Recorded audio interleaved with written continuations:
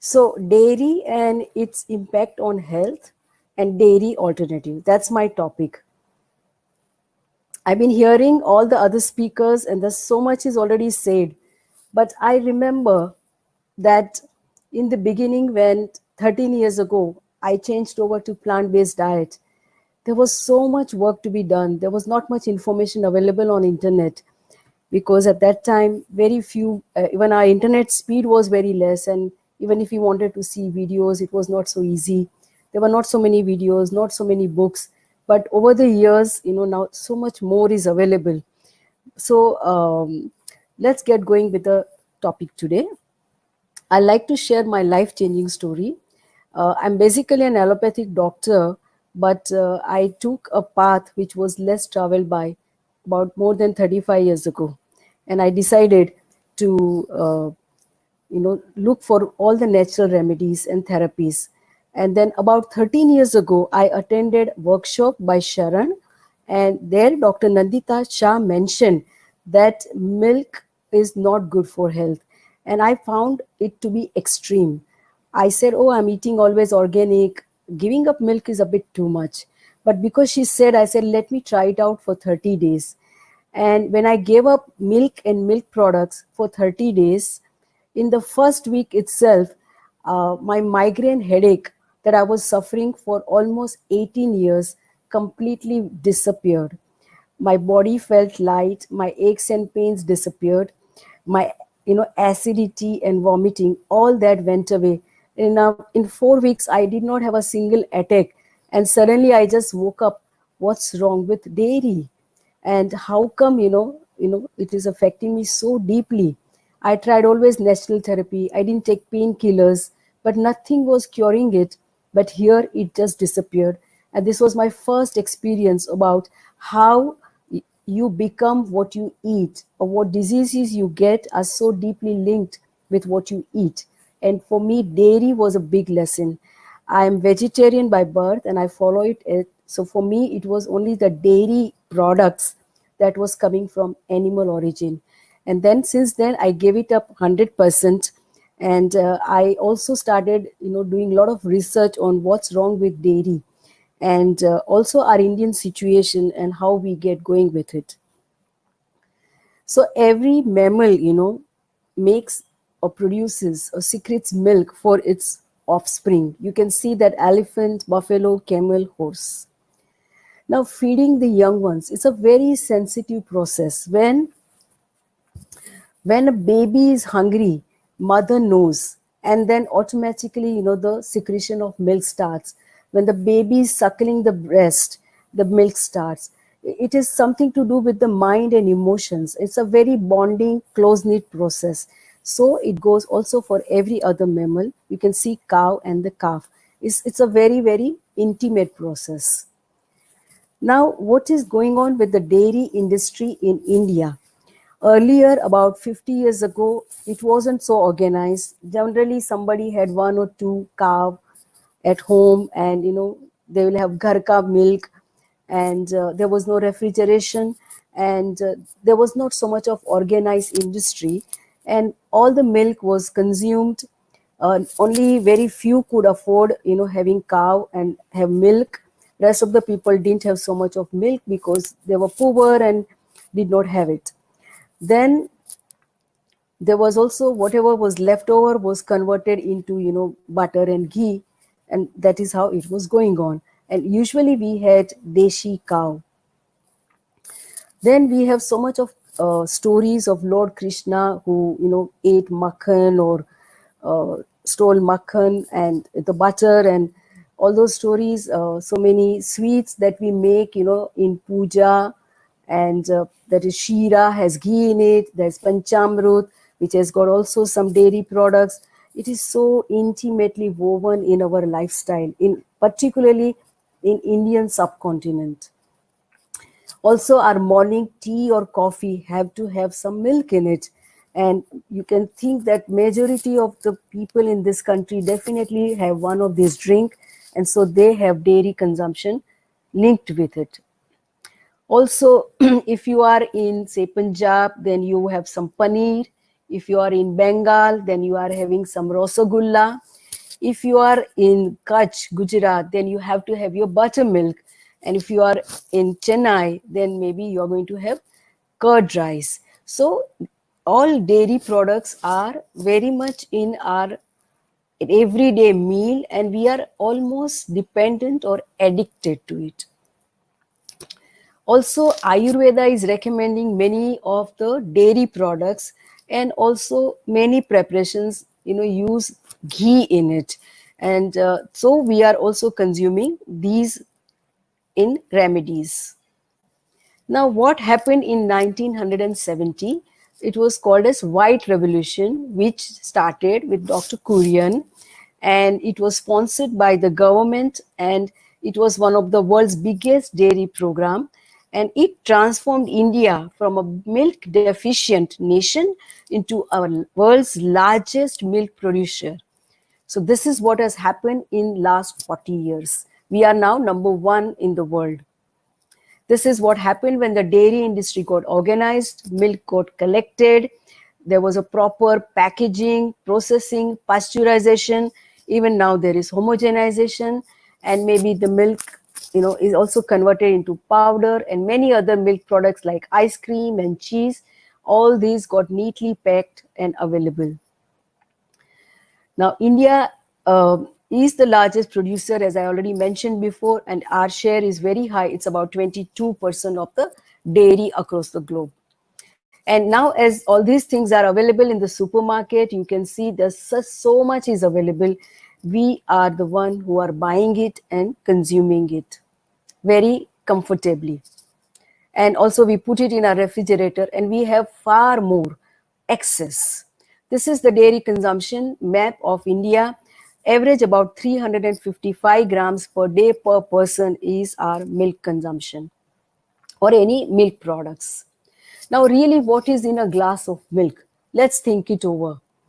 All the time we are, told that, oh, milk, if you don't drink milk, how will you grow up? You must drink milk. Milk is strength. Milk must be, taken. And if you don't have money, you still borrow, do something, but you must have milk. Milk is superfood. This is what is the program. But what has changed now in last 40 years? What's really in that glass of milk? So quickly, I'll just mention, it's like a lot of 1.135 million pus cells. That is, permissible limit. There's blood, there is feces, a lot of painkillers, antibiotics, growth hormones, bacteria and pathogens, and there's IGF-1. There's also acidic protein, which leaches minerals and calcium from the bone. And there is casein, that is the milk protein, which is linked with cancer. So this is what now the glass of milk contains. This is a very general chart which is comparing cow's milk with the buffalo's milk with the human milk. This chart I want you to know because the protein content of each of this is different. And the reason is very simple, because cow is making the milk for her calf. Same goes for buffalo, and human milk for our own baby. And it is exactly as per the requirement of the offspring. So the baby calf is growing very fast and is becoming 200 kilo in 1 or 1.5 year. And therefore the protein requirement is very high because the growth is very fast. Whereas human baby is going to triple birth weight in the first year of life, and after that the growth slows down. So even in the first year of life, when baby is given breast milk, the protein content is only 1.1 gram. So it's still very low as compared to the cow milk, which is much higher in protein. The other things are decently comparable, but this is also the calcium is always higher in cow milk, also in the buffalo milk, but very less in human. But it is still, that is the appropriate and optimum for our baby. So if we take now the milk which is not meant for us, what can happen? So there are 10 great reasons that I would like to mention that why one should ditch dairy products. Number one, casein in cow milk, which is most relevant cancer promoter ever discovered. Second, growth hormones, which clog your pores in the skin and give you acne, eczema, and psoriasis. Then it is also linked to chronic diseases like osteoporosis, heart disease, diabetes. Calcium from milk is poorly absorbed as compared to the plant-based calcium. The lactose doesn't get digested properly, and people get a lot of flatulence and feel sick. And of course, we are not baby calf, so humans are the only species on the planet that is drinking the milk of another species. We have not heard that an elephant's baby is going to go and drink milk from a horse mother. So also, when you take dairy products, it has a lot of high saturated fat content and is also very inflammatory, and it makes losing weight very difficult. Then it is packed with a lot of saturated fat and cholesterol, which increases the LDL, which is a cardiovascular disease risk. Then there are also very good alternatives available, which I'm going to mention later. And the cheese is another one that is highly addicting, and that is also affecting our health. Now, casein is linked with cancer. As I said, it's a carcinogen. The website references Center for Nutrition Studies by Dr. T. Colin Campbell, who has written the book China Study. The next one is there are hormones in the milk. The growth hormone is naturally found in the milk, but sometimes particularly in the Western countries, it is given to the cow to increase the production of milk, and this is going to interfere in our body. And when that is given, there is more blood and pus in their milk. The IGF-1 also is linked with cancer, and here is the reference that is given, and it is called as insulin-like growth factor. So pay attention that these are going to interfere and cause diseases. This is directly linked, and there is a study that shows that there's a higher risk of breast cancer when you take more milk.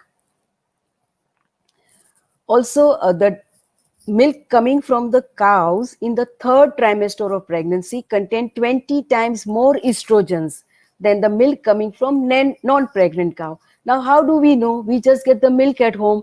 We don't know whether she was pregnant and also lactating at the same time, which is the industry norm. So estrogens are very high in milk, and they are going to directly affect our health. There is saturated fat in milk, which is directly having link with heart disease. This is from the website pcrm.org, which has got all this data, and cheese is especially 70% fat, very, very hard on our body. Then there is increased risk for ovarian cancer and also prostate cancer. Also, it is linked with type 2 diabetes and Alzheimer's disease. So this is the saturated fat that is coming from the dairy product. This is responsible. Cow's milk also have, of course, cholesterol, and those who are on cholesterol lowering drugs, pay attention, because whole cow's milk has 35 mg of cholesterol, and if you stop taking dairy products, your cholesterol will come down in just probably 21 days, and you may not need statins. Then essential fatty acids are required for brain development. Here is a small graph that shows that some essential fatty acids are more in human milk because we need it for our brain development. If you take cow milk, then this does not have those essential fatty acids. Then dairy animals are routinely given antibiotics. That's so bad because many of them are, milked with the machines, and there's constant injury, and there is mastitis, and there are a lot of this bacteria like staph and strep, and these, constantly require them to be given some or other antibiotics, and these get secreted into the milk. Now, what happens? We take that milk. I was one who was also taking the milk, and I never knew that I was taking so many different antibiotics via milk, and this makes the bacteria resistant in our body, and so superbugs are taking birth. One of the reason is overuse of antibiotics in animal farming or animal agriculture, which includes the dairy animals also. Then milk adulteration is very huge in our country. On and off, I keep reading these kind of stories, and even government has tested milk samples across India in every state, and they found that only 2 states had some decent quality of milk. Everywhere else it was adulterated, which is so stressful. And sometimes even artificial milk is produced where there is no dairy and there is no animal, there's just some factory or a plant where some kind of very toxic milk is produced. Also, that majority of our population, we do not have lactase enzyme to digest the lactose in the milk. So many people are lactose intolerant, and when they give up dairy products, they improve tremendously. British Medical Journal has published this study that says that when you consume milk, there is higher risk of fracture. Now, this is totally opposite to our concept when we are all the time told that drink milk for calcium, drink milk, have 2 glasses of milk. Here, this is the exactly opposite results, that you get more fractures and there is more osteoporosis. Also, milk is associated with so many different kinds of allergies. There are also autoimmune disorders, particularly Dr. Kumta already mentioned about type 1 diabetes, which is linked with cow's milk and via molecular mimicry. Then sarcoidosis also, is directly linked with dairy products. I know of a case of a doctor's wife who completely reversed her sarcoidosis by stopping the dairy consumption. Cheese addiction. Cheese has casein and it combines with morphine in the milk, which makes casomorphine, which is actually binding or bonding mother and baby. And in case when we take casomorphine in the dairy products, we get addicted to milk.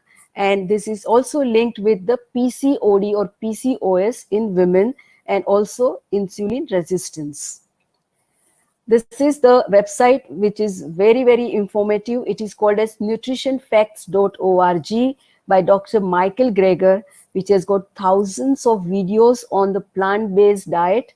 And there are also very interesting videos on dairy and linked with cancer. And also there are articles over there that you can study with each research paper very clearly mentioned.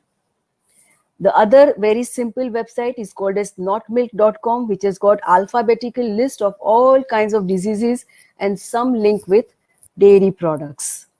There are also other diseases that are transmitted by consuming milk, that is typhoid fever, diphtheria, dysentery. These are routinely known by us, and that is another extra risk. Which milk should I choose? So environmental point of view, even dairy is using too much of environmental resources, land and water, and also high emissions. Whereas if you see soy milk, rice milk, that is much better and is not having such environmental footprints. Now, the dairy, if you don't want to take dairy milk, then I have studied all these different plant-based milk. So it starts from coconut milk, almond milk, then oat milk, even peanut milk. There are about 20 different kinds of plant-based milk possible, and each of these can be used for different Indian recipes. There is also dahi possible, soy yogurt is also there. I have devised a very simple, much cheaper alternative, that is peanut and rice combination milk, and it goes very well with our Indian cooking. There are nut butters made from peanut, cashew, almonds, very easily, and these are whole because no fiber is removed, much healthier option than the dairy butter. Then dairy-free cheese, all kinds are possible. You can also have it nut-free if you like. Then also deshi ghee is possible, which is dairy-free. It is already available in the market, and we make it from the coconut also. Then dairy-free ice creams are also possible. So practically almost everything that is available in dairy, you can make it as dairy-free. And in fact, they are more delicious and they are in the whole form. Then there is this myth all the time, patients keep asking me, if I don't take milk, where will I get my calcium from? So this is really a myth that, dairy equal to calcium. There are many other foods that have higher calcium, but here I would like to just give a very quick chart of plant-based milk and the calcium. And you can see the last line where the calcium is almost comparable in all the plant-based milk. So you can get enough calcium from plant-based milk. That's the first note. Then here are some other foods like vegan foods, which has got more calcium than a cup of whole milk, are half cup of almond butter, or half cup of tofu, or 1 cup of soy yogurt, or 1 cup of just oats, or 2 tablespoons of sesame seeds. All of them have more calcium than 1 cup of whole milk. Then these are just some samples that you can add up. These are all high in calcium, and we actually routinely do eat these things. There's a nachni, there's chickpeas, or there's tofu, animal milk, or green smoothies. All of these, give us good amount of calcium. Dr. Pramod Tripathi has already published four research papers in international journal about reversing diabetes on a plant-based diet, and it is one of the largest database in the world of reversing diabetes on a plant-based diet. Do go through it, and there's a lot of information there. And doctors here who are listening, this data is extremely important for us to know, because this is all Indian patients. Then there are two books that I would like to mention. Milk, a Silent Killer by Dr. N.K. Sharma, available on Amazon. And there's another one called as Don't Drink Your Milk by Dr. Frank Oski. These two are very eye-opening book worth reading. I have myself written a book called as Dairy Alternatives. It's available in 3 languages, Gujarati, Hindi, and English. You can purchase it from my website. It's called as circleofhealth.in. It's a small guide, very useful for our Indian cooking. It has got all kinds of recipes of sweets and ice cream and butters and curd that you will easily take over and replace your kitchen. There's another book I have written. It's called as What About My Calcium? Because I have been repeatedly asked this question, and I keep smiling, and I got tired of answering all the time. So I thought I must write a book on it. And so finally I wrote the book, What About My Calcium? The entire book contains about 100 plant-based recipes, which are all rich in calcium. And apart from that, I have an entire big chart of high calcium foods from the plant kingdom, and you can choose and make recipes out of it. The Dr. Michael Greger has written an extremely good book. It is called as How Not to Die. It is also available on Amazon. It has got all kinds of diseases mentioned with the research paper and the link, and finally suggesting to go on the plant-based diet. There's another very good resource website by Dr. Tushar Mehta from Canada. His website is called as plantbaseddata.org, and he's got about 1,000 different research papers listed over there, and you can search by the topic and you will find it over there. So we are also there on Facebook, Insta, and YouTube. And this is my website. It's called as circleofhealth.in. And there's also another website that's called as drrupasha.com. And my email is drupasha@gmail.com.